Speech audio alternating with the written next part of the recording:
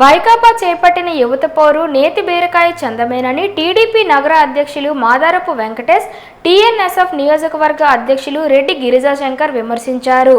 శ్రీకాకుళం నగరంలో పత్రికా సమావేశం నిర్వహించారు. ఈ సందర్భంగా వారు మాట్లాడుతూ, నేతి బీరకాయల్లో నెయ్యి ఉంటుందనుకోవడం ఎంత నిజమో యువత పోరుకు యువత వచ్చారనేది కూడా అంతే నిజమన్నారు. వైకాపా చెత్త పాలన పోరుపడలేక ప్రజలు కూటమి ప్రభుత్వానికి పట్టం కట్టారన్న విషయాన్ని మర్చిపోకూడదన్నారు.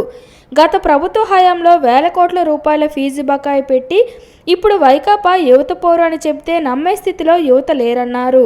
వైకాపా అధికారం కోల్పోయాక వారి మీద వారికే నమ్మకం లేకుండా పోయిందన్నారు. ముందు ఫీజు పోరు అన్నారని, తర్వాత యువత పోరు అంటూ మొక్కుబడి నమ్మకం లేని పోరాటాలు చేస్తున్నారన్నారు. ఈ పోరు పదవుల కోసమే తప్ప ప్రజల కోసమో యువత కోసమో కాదన్న విషయాన్ని గ్రహించాలన్నారు. అదే నిజమైతే అధికారంలో ఉండగా ఎందుకు ఫీజు రీయింబర్స్మెంట్ విద్యార్థులకు వేల కోట్ల బకాయిలు పెట్టారని ప్రశ్నించారు. అధికారం చేపట్టిన వెంటనే నెలల వ్యవధిలోనే వందల కోట్ల బకాయిలు తీర్చిన ఘనత కూటమి ప్రభుత్వానికే దక్కుతుందన్నారు.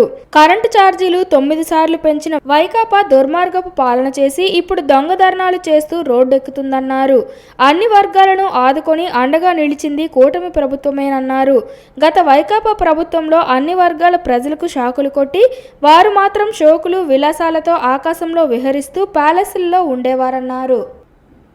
వైసీపీ ప్రభుత్వం అధికారంలో ఉండేటప్పుడు యువతను కానీ నిరుద్యోగులను కానీ పట్టించుకోకుండా వాళ్ళకి రావాల్సిన ఫీజు రియంబర్స్మెంట్ బాకీలు సుమారు 4,721 కోట్లు బకాయిలు పెట్టి వెళ్ళిపోయి ఈరోజు రోడ్లకెక్కి వారి తరపున పోరాడతామంటే ఏ యువత వారికి మద్దతుగా ఉంటుంది, ఎవరు సపోర్ట్ చేస్తారు? అందుకే నిన్న జరిపిన ఆ పోరు, యువత పోరుబాటు అన్నది అట్ట ఫ్లాప్ అయింది ఈ రాష్ట్రంలో. నిజంగా కూటమి ప్రభుత్వం ముఖ్యమంత్రి నారా చంద్రబాబు నాయుడు గారి నాయకత్వంలో ఈ రాష్ట్రంలో తెలుగుదేశం, జనసేన, బీజేపీ కలిపి రాష్ట్రంలో అన్ని వర్గాల సంక్షేమం కోసం నిరంతరం శ్రమిస్తున్నాం, పోరాడుతున్నాం. వారికి అనుకూలంగా ప్రతి కార్యక్రమం చేస్తున్నాం కాబట్టి ఈరోజు ప్రజలంతా సంతోషంగా ఉన్నారు.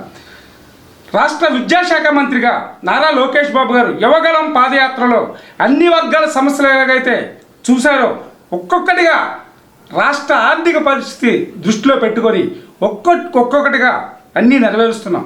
అట్లాగే యువతకు, విద్యార్థులకు రావాల్సిన ఫీజు రియంబర్స్మెంట్ కూడా వైసీపీ ఎలా అయితే అన్ని వేల కోట్లు బకాయిలు పెట్టి వెళ్ళిపోయిందో మొన్న 788 కోట్ల రూపాయలు ప్రైవేటు వైద్యక మొత్తం ఈ కళాశాలలకి డైరెక్ట్గా వాళ్ళకే ఫీజు రియంబర్స్మెంట్ బకాయిల్లో మొత్తంగా చెల్లించడం జరిగింది. శాంతంగా ఈ 9 నెలలు ఉంది.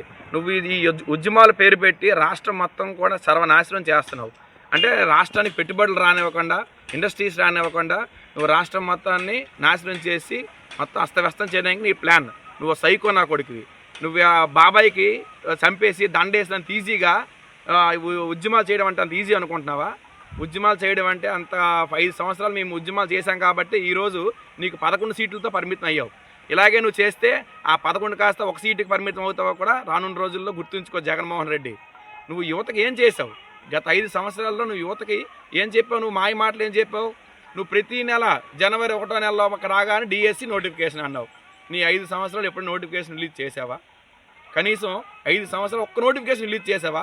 విద్యార్థులకు ఎంత ద్రోహం చేసావో తెలుసా? నువ్వు అసలు ఫీజులు కట్టావా? నువ్వేమన్నా? నువ్వు 5 సంవత్సరాల్లో పెట్టిన బకాయిలు దాదాపు 800 కోట్లు మేము రిలీజ్ చేసాం. మన విద్యాశాఖ మంత్రి గారు నారా లోకేష్ గారు వచ్చిన తర్వాత ఈ 9 నెలల్లో పాత బకాయిలు నువ్వు పెట్టిన అప్పులు 900 కోట్లు రిలీజ్ చేసాం. దాదాపు 888 కోట్లు సుమారు రిలీజ్ చేసాం.